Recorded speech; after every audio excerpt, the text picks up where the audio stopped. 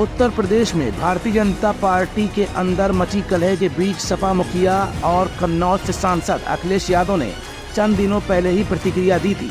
उन्होंने बीजेपी पर निशाना साधते हुए कहा था कि कुर्सी की लड़ाई में जनता काफी परेशान है। अखिलेश यादव ने एक्स पर पोस्ट करके लिखा था कि भाजपा की कुर्सी की लड़ाई में गर्मी में उत्तर प्रदेश में शासन प्रशासन ठंडे बस्ते में चला गया है। तोड़फोड़ की राजनीति का जो काम भाजपा दूसरे दलों के साथ करती थी, अब वही काम वो अपने दल के अंदर कर रही है।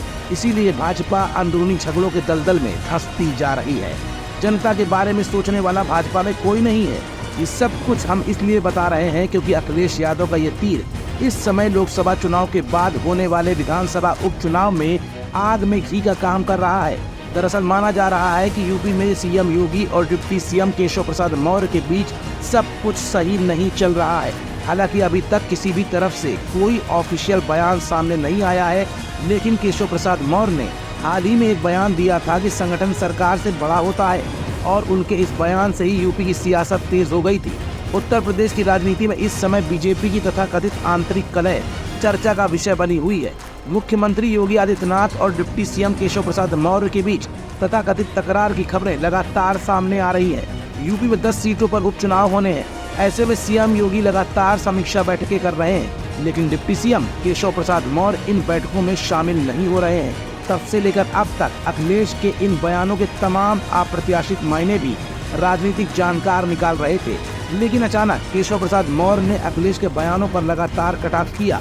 यही नहीं, इस बार केशव प्रसाद मौर्य ने भाजपा पार्टी में चल रही अंदरूनी कलह को ही सिरे से खारिज करके अखिलेश को सीधे चुनौती दे डाली है।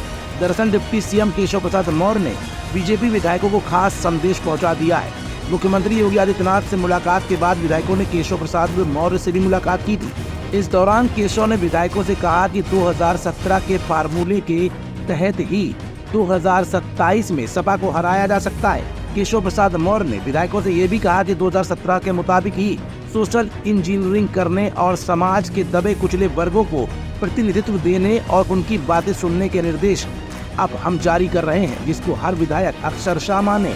मतलब साफ है कि योगी जो संदेश अपने विधायकों को दे रहे हैं, वही संदेश केशव प्रसाद मौर्य भी अपने विधायकों को देते दिखाई दे रहे हैं, जिसने ये साफ कर दिया है कि भले ही तमाम मंचों पर योगी और केशव प्रसाद मौर्य के बीच वैचारिक मतभेद हो, लेकिन पार्टी को लेकर सीएम योगी और डिप्टी सीएम अखिलेश को अब जवाब देने के मूड में दिख रहे हैं।